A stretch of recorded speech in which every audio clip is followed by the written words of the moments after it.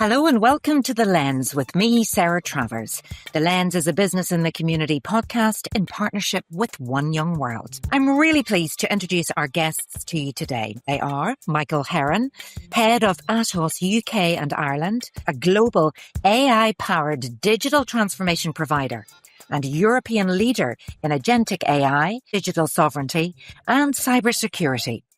The group provides tailored end-to-end solutions for all industries in 61 countries. And joining Michael, I'm glad to introduce our second guest, Giselle Gonzales, who is the founder and CEO of EqualReach, a social enterprise that connects teams of displaced and host community tech talent with dignified digital work.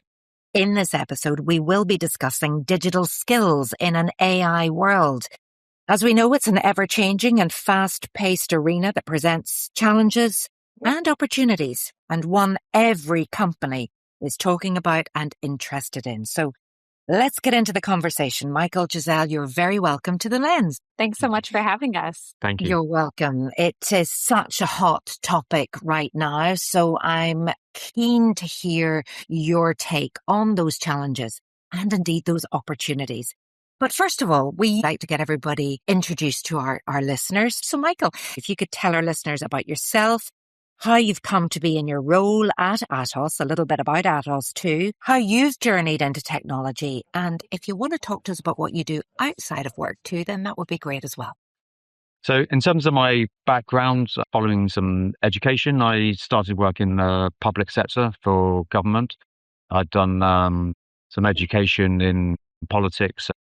But I started work at the Ministry of Defence as a civil servant. And from those very early years in my career, about 27 years ago, I was quite quick to spot the role of technology in improving both government, citizen services, and a big enabler for business. So I spent some time in public sector, and then I spent the majority of the last 20 years or so in 2 or 3 private sector, and now with Atos as the CEO of our UK operations. And my job is to lead the firm and lead our customers through the AI revolution that we are seeing now and will continue to see for many years to come. So super, super exciting. From a personal perspective, I'm married to Emma. She's also spent a career in public sector for government, but I'm delighted to say she, after many, many happy years working there, she's given that up. And she's just about to start her own gardening business. And in the age of AI, I can assure you, certainly near where we live, there is a shortage of gardeners. Lovely. Giselle, over to you next. Sure. So I'm Giselle Gonzales, the founder and CEO of EqualReach. We are a project marketplace, much like an Upwork or Fiverr, and we have vetted teams of agencies around the world who also happen to come from displaced backgrounds that we connect to those projects. The whole reason why we exist is to create fair economic and digital inclusion opportunities for refugees and marginalized youth working together through the digital economy, where we really see peace as or opportunity as a pathway to peace. And we're leveraging online opportunities where local opportunities may be barred for some individuals. Because I've spent the last 10 years working with displaced communities, and pre-COVID was one of the first to research this emergence of digital work among refugees and realized it was this incredible new frontier, but also there were so many invisible barriers that existed.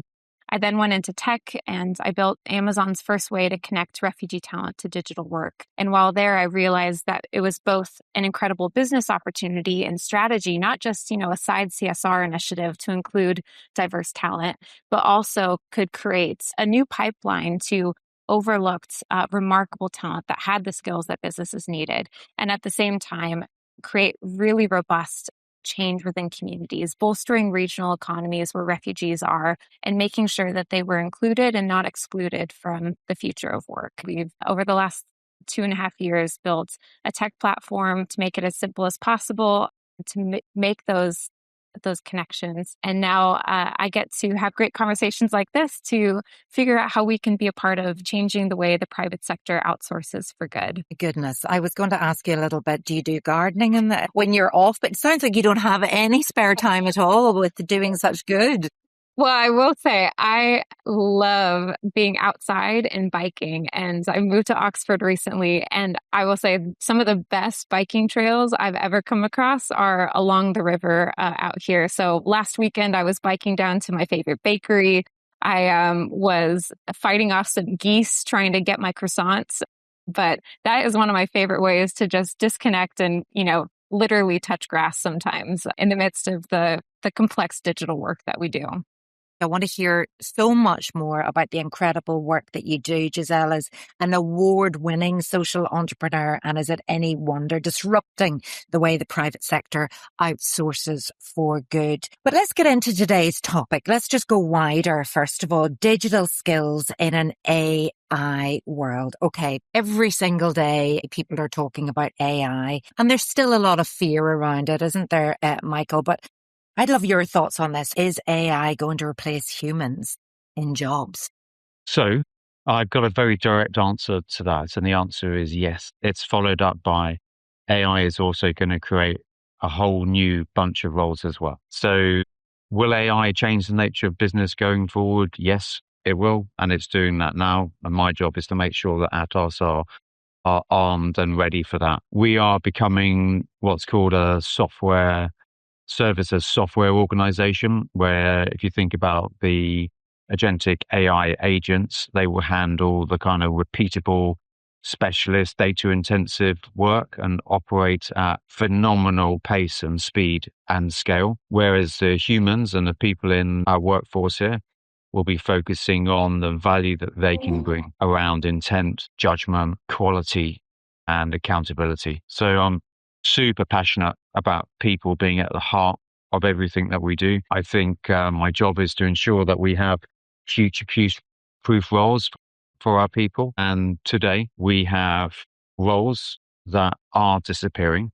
That is a truism. But we have existing roles that are also evolving into different shaped roles. And we have brand new roles that in those mixed human and agentic AI teams, new roles for our people. And I think sometimes, Sarah, the media focus a little bit on that middle column, i.e. the roles that are disappearing. My focus is on those other two columns of those roles that are evolving and the brand new roles. Yeah, for every revolution we've ever had in the country, new roles have been created. Something like 65% of roles today did not exist at the end of the Second World War. And it will be the same in 70 years' time. We just have new roles. I'm super, super hopeful for our people. I think if anything, they'll be doing even bigger and better roles. And I think AI is going to make people brilliant. I love that statement. I love that optimism. And yes, I can also support that the media does tend to concentrate on the jobs that are going. I believe that too. You're a father as well, Michael. So you're hopeful for your children and your grandchildren's future that there will still be a world of work out there. I am, because I've got two boys myself. They're 14 and 11. I'm going through the same discussions as every other parent. Do I send them to uni? Do I not? Maybe I go down apprentices route. Even if I did send them to uni, what are they going to study? That isn't then going to be replaced or by AIs.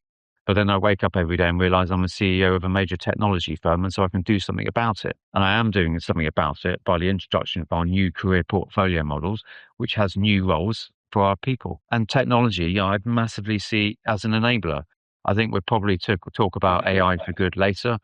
But my youngest boy, both my boys are AI literate. Yeah, they give ChatGPT answers to pretty much any question I ask them these days. So they're going to turn up to the workforce AI literate. That's a good thing, I think. And then my youngest, he's a type 1 diabetic, has been since the age of 3. And every year technology is helping his condition. It's getting better and better and better, where one day soon they have a closed loop system where his pump won't have to do anything. It will just operate in itself, and he'll have to stop injecting himself. And so technology can be for good, and AI is a key part of that. So yeah, there's risks associated with it, which we'll discuss later, but we must leverage the power and the benefits of it as well. Giselle, what does AI look like for you in your world, particularly in the context of those digital skills and jobs out there? and the opportunities, I suppose, that it provides to the people that you empower, I suppose, with your work. Tell us a bit more about what EqualReach is doing and just how difficult is it out there to make sure that you don't get left behind? I'll say the work that we do is all about how do we ensure that refugees and young people around the world aren't excluded from the digital economy. That was the conversation long before AI was introduced. And now suddenly with AI on the table, I remember I was in Kampala, Uganda a couple of months ago, and I frankly went with a lot of fear and anxiety, looking at the headlines of, just like Michael was saying, kind of the narrative that tends to get perpetuated about the fear around AI.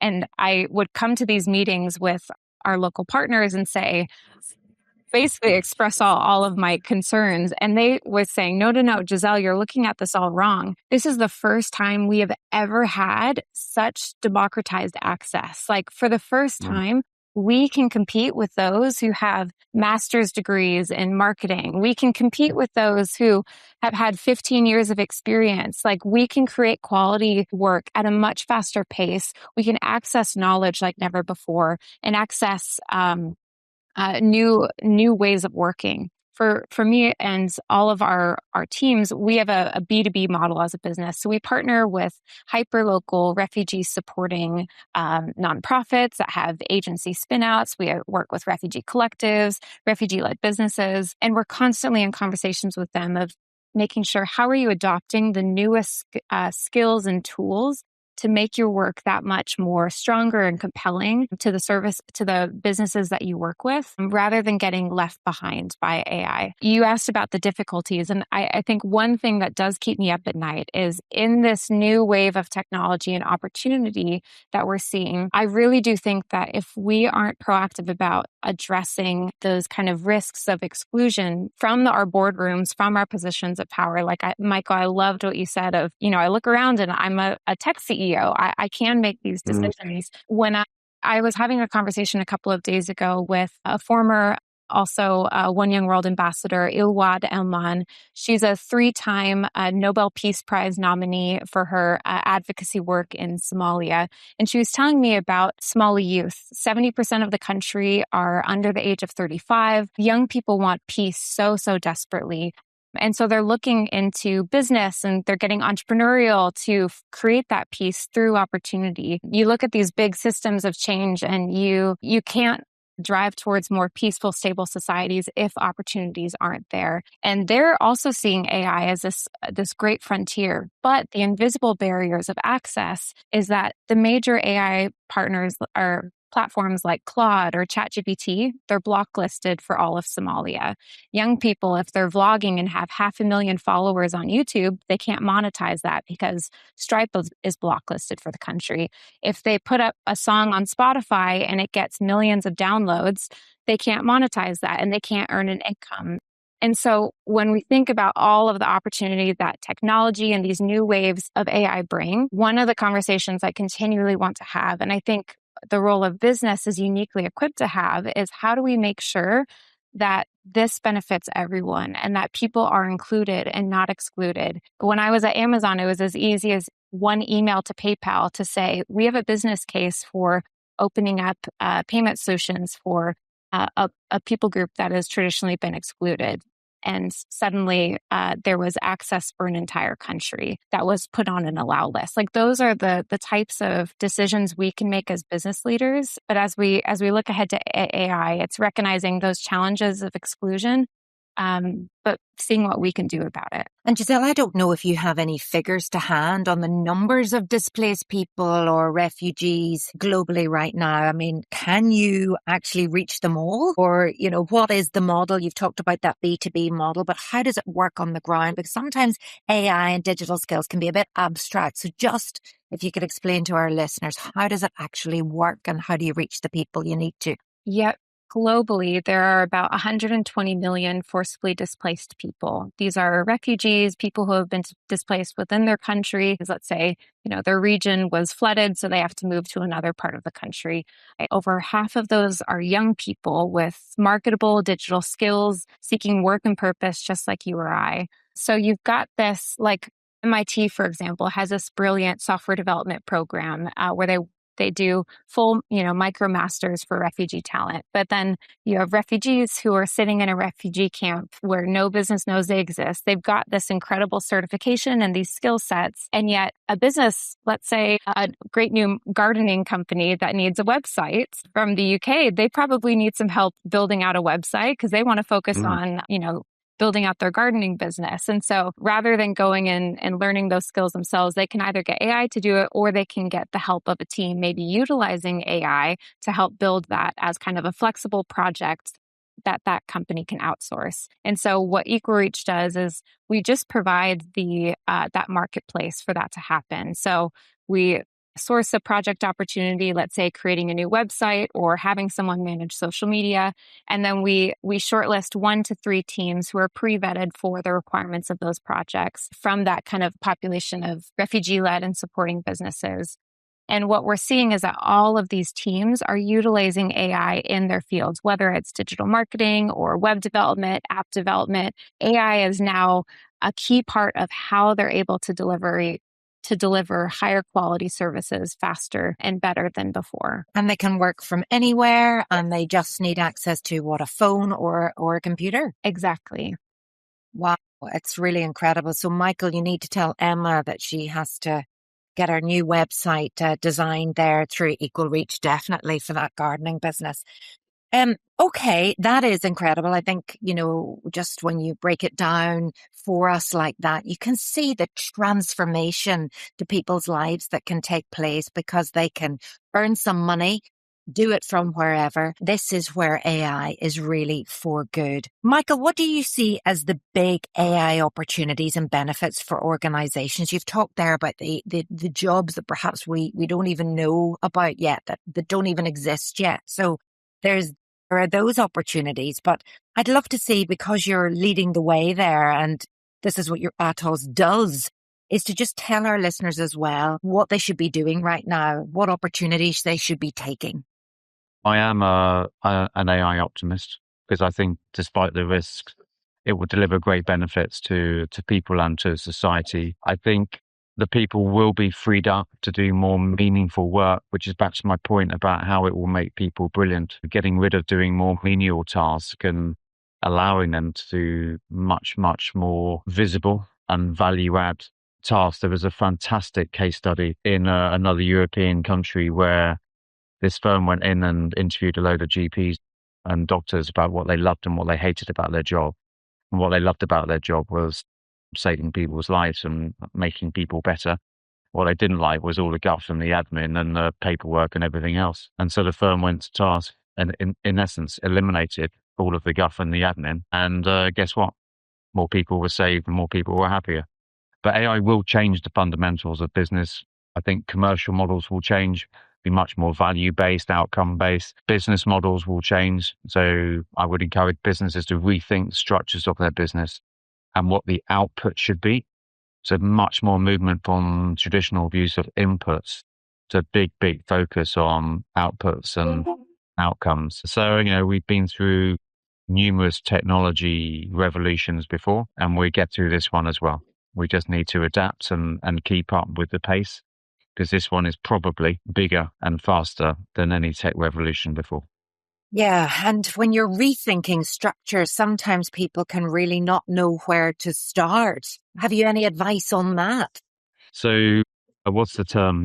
Don't eat the whole elephant. Pick out, I think, either certain applications or certain processes or certain parts of your business and apply AI there and do it well, right? So that might be, as I say, a particular application that is fundamental to the business, or maybe it might be a function like your HR function or your commercial function.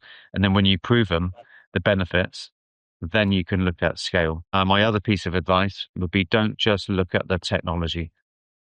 In fact, look at that last. Look at your underlying business architecture and business processes and make sure that they are fit for purpose. Because if you put tech on an old process, you're only going to get X amount of return, I think, from your AI. Those organizations that are doing it really, really well are putting much more effort into their business processes and business architecture, and then they focus on the tech. So it's a slightly longer game, but the returns you get from AI would be much, much, much more profound. if you do it that way around. Well, I hate to bring it back to risks again. I'm just talking about the key word, trust. How can businesses build trust when using AI? We're hearing now that they have to be open and transparent and say we used AI to help with whatever process or in what we do. And then immediately alarm bells can sound in customers' heads. Or again, is that just the media whipping us all into a frenzy? No, I don't think it is the media actually on this one. I think, as much as there is opportunities, there's also risk for sure. My view on this is I think you need to do that toe to toe to stop the AI and the tech running off, if you like. The right safeguards and controls need to be placed at all times. For me, my observation is that we aren't there yet as a society. I think there's much more controls and ethics and governance required.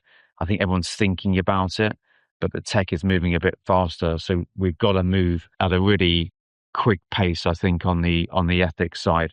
I read a fascinating quote in the Sunday papers yesterday from an AI researcher called Connor Leahy, where he said, there's more regulation on selling a sandwich to the public than there is on building potential godlike intelligence by AI-fueled private companies. That's so true. Yeah. So, all the stuff in the press at the moment around Anthropic and, these new models that are coming out that could threaten existence, if you look at some articles. This is the piece here, though. Yeah, you need the right regulation, safeguards around, because those risks do exist. There was a very small example a couple of weeks ago. Someone that I know reasonably well, and he was playing around with some new AI tooling on the Friday. Basically, didn't switch it off. Came back on Monday, and he had a bill of £900,000 because the agents had gone rogue. Wow. So the FinOps associated with it, there's SusOps, sustainability, there's ethical ops. It's a three-dimensional issue, not just technology. Sarah, I think is my point. Giselle, I'd love to know your thoughts there. How can businesses build trust when using AI?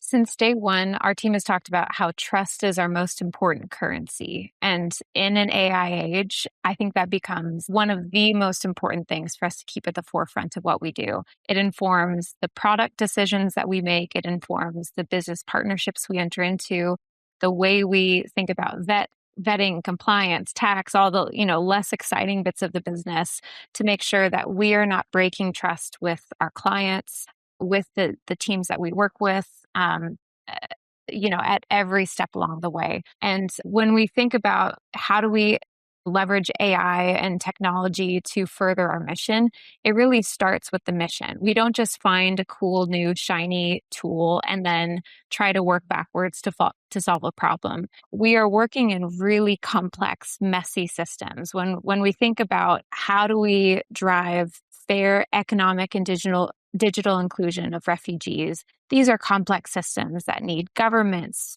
policymakers, it needs businesses, it needs small grassroots organizations, all the way up to massive INGOs, each playing their own part. And there's no one piece of technology, there's no one organization that can solve for this. AI can speed up our response and help us address these major systemic challenges faster, but only if we are the ones behind the wheel on the back end, not letting AI lead for the sake of AI or the sake of the next shareholders report. So I think really making sure that trust and that mission and that why is rooted first and foremost in how we lead and how we build, and then using AI as the tools to do that.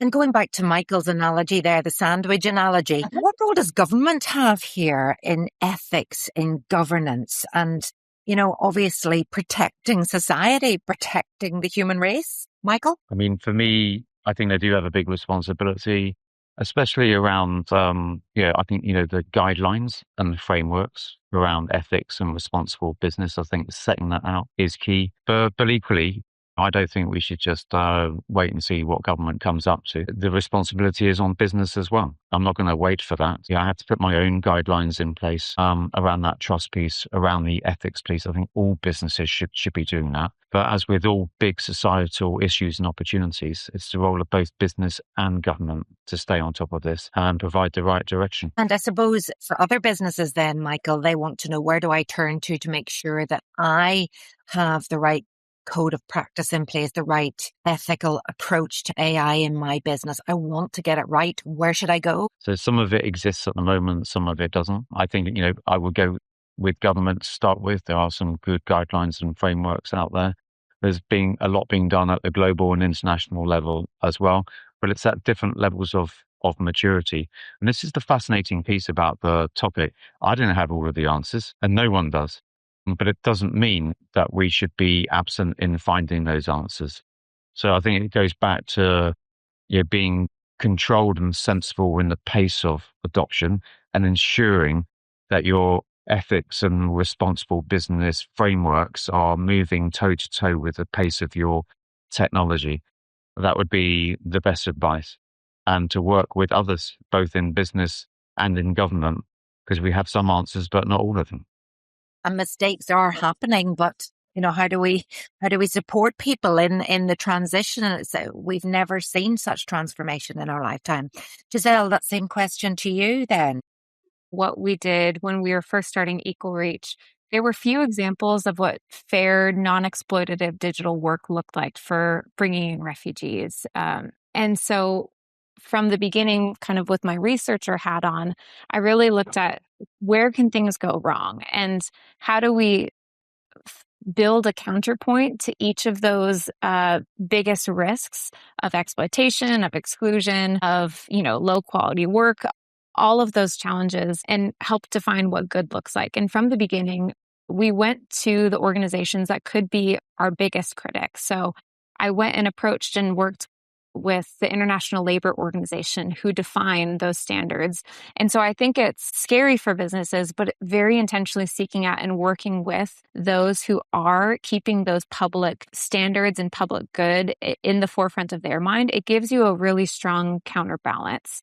And so I think however we can find those experts who can challenge our perspective and invite them in the room, I think those are really helpful ways that we can make sure our businesses are more resilient for the long term, but also make sure that we aren't blindsided by our own incentives. I think it is the right thing to do. And I think the scariest bit with how fast AI moving is we don't have a lot of incentives right now to slow down and to bring those external discussions in because nobody wants to get left behind. Is this good? And is this the right thing to do for the long run or for the stakeholders that aren't in the room and aren't in those seats of power yet to decide how AI shapes our future? Michael, do you want to add anything to that?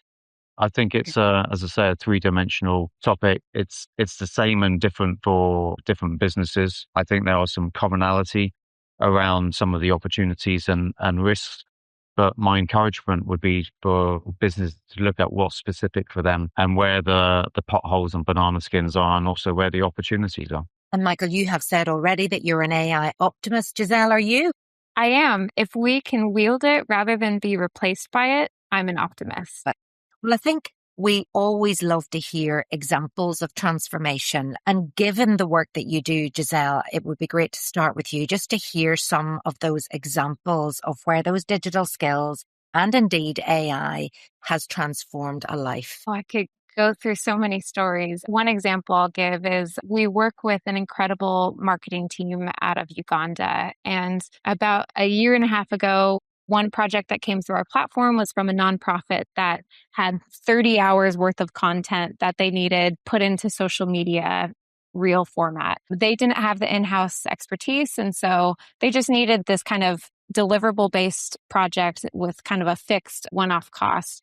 They ended up working with this team who used an AI tool to help, take those 30 hours. It probably did maybe 70, 80% of the work. And then they use their judgment, they use the project management, they use that relational trust building with the client to really refine what needed to be delivered. The client loved working with them so much that they came back when they had their next project, which was, okay, actually not just editing these videos, but can you run our social media management? And then they came back and said, actually, we're putting together a curriculum for high school students on this new educational topic? Can you design our curriculum? And all along the way, it was just piece by piece, trust was getting built. And as these teams took on more projects, not only was it creating incredible opportunities these teams were getting paid 4 to 10 times higher wages than the highest paying local jobs in Uganda, accessing international clients for the first time. Just last week, they came back with another website creation project for a couple $1,000s, which seems really small for the business or nonprofit, but for this team, that will have dramatic impacts for their communities. We tend to see that for every project or job created, even if it's a couple weeks, the impact of those dollars go on to impact 5 others.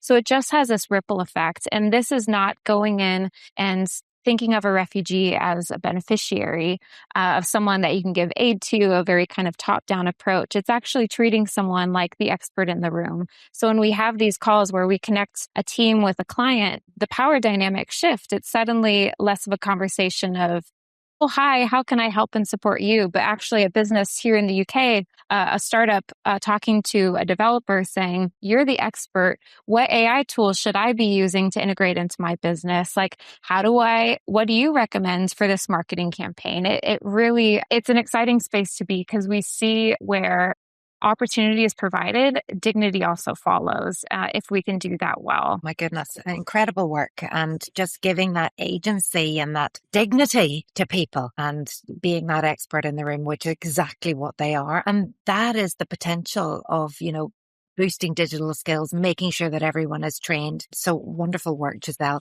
Michael, can you share any examples, maybe at a different level? I find that quite difficult to follow, aren't I, Seth? You are. Well, I'll have a go. Listen, I'm a technology firm, but we do great things as well. I've got 2 quite cracking examples, actually. One is around the use of AI technology for breast cancer screening. So we've got some AI tooling and processes that we are using with a part of the NHS, and the detection rates have gone through the roof. It's absolutely brilliant.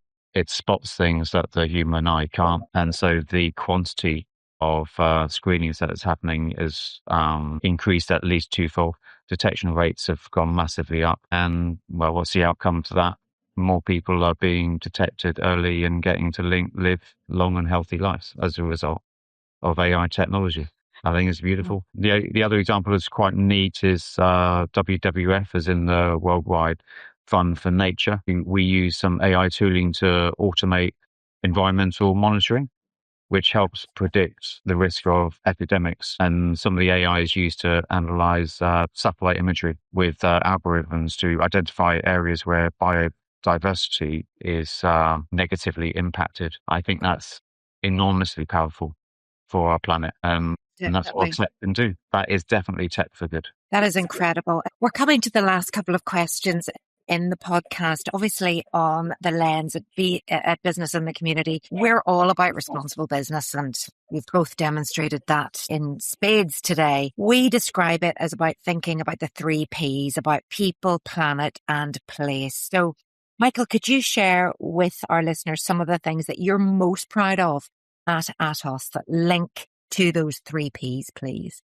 Sure. So from a people perspective, we address digital inclusion by donating all end-of-life hardware and enabling employee device donations. So this helps children access education and families access essential public services, such as healthcare.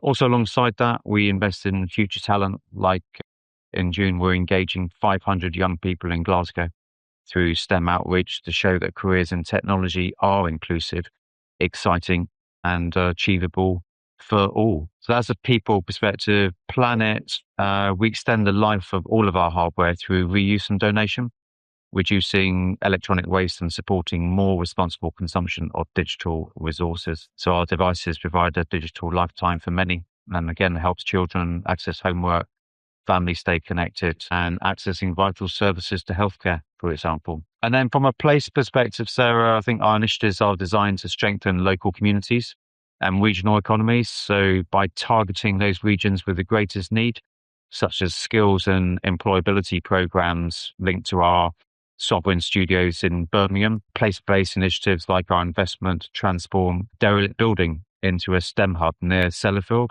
that's all about supporting people in parts of the country that may need more attention than others.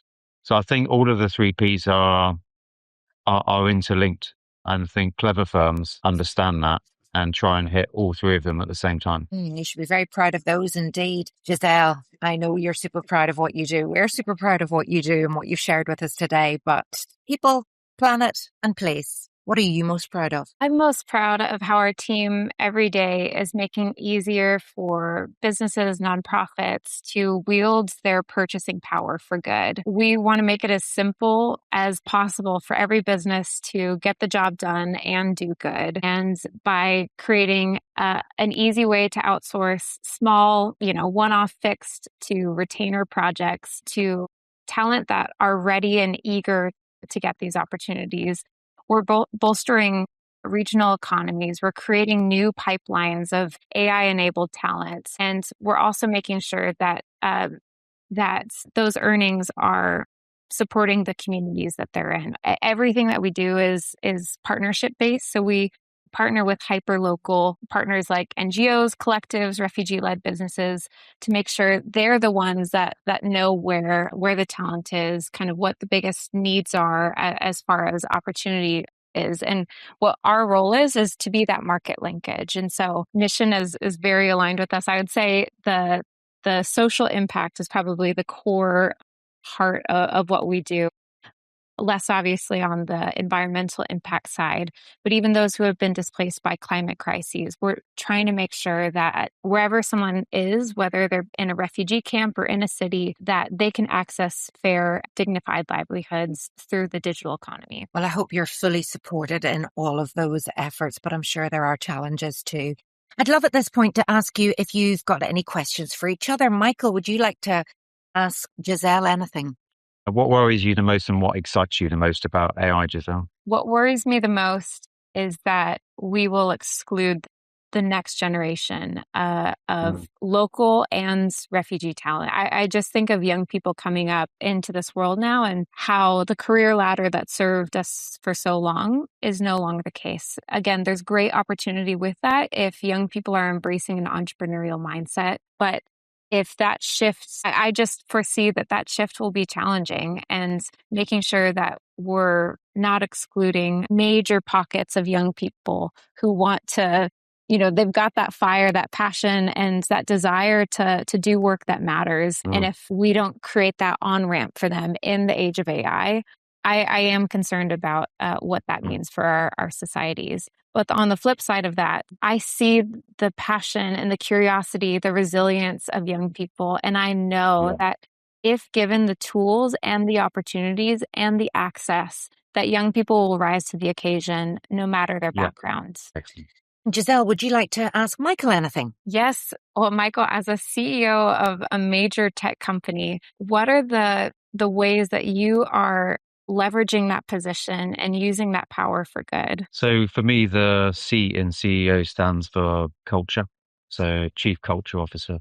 I think it has to come from the top around doing what's right from a responsible business perspective, and providing our people with the tools and capability and confidence to come on the journey with AI. And so making sure everyone has an opportunity, both the young people, the 30 apprentices that have recently joined us, they're magnificent to watch how they're developing, but also people that have been here for 40 years that haven't faced this kind of revolution before. And it's equally important that I provide them with the confidence and tooling as well. So I just want to make sure that everyone feels empowered to drive through this transformation.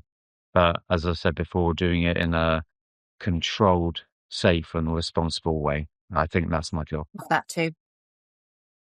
Michael, if you could encourage our listeners to read one piece of research or one report that has inspired you to be more responsible, what would it be? So slightly biased on this one, Sarah, but Atos and the British Chambers of Commerce collaborated together on a piece of research, and it was all around powering productivity and AI and the future of UK work. And so it's a great piece of research. It's got some really interesting findings in it, and it's certainly helped influence our strategy here in Atos UK&I.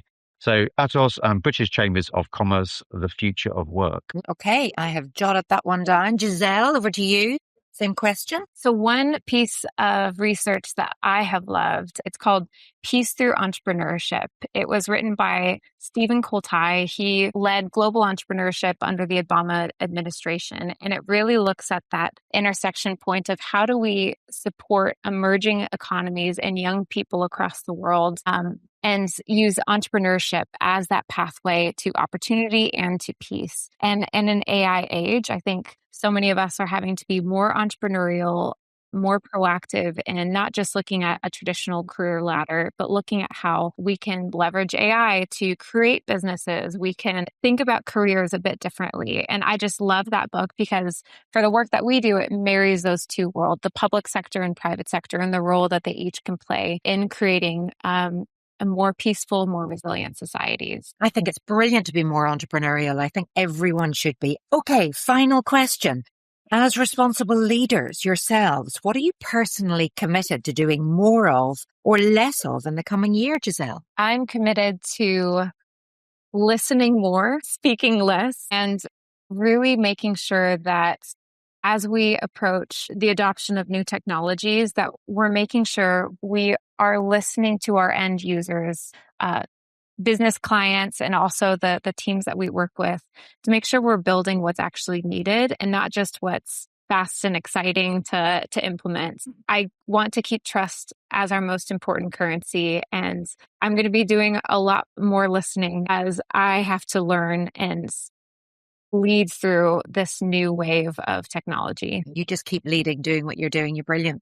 Michael, what are you going to be doing more of or less of in the coming year to be that responsible leader? 3 things, Sarah. 1, more and different social value responsible business initiatives. 2, that piece around making sure the ethics and governance of being a responsible business is toe to toe with the pace of our technology AI adoption. And 3, more examples of AI for good, because those 2 examples I've given you, I think we've only just scratched the surface.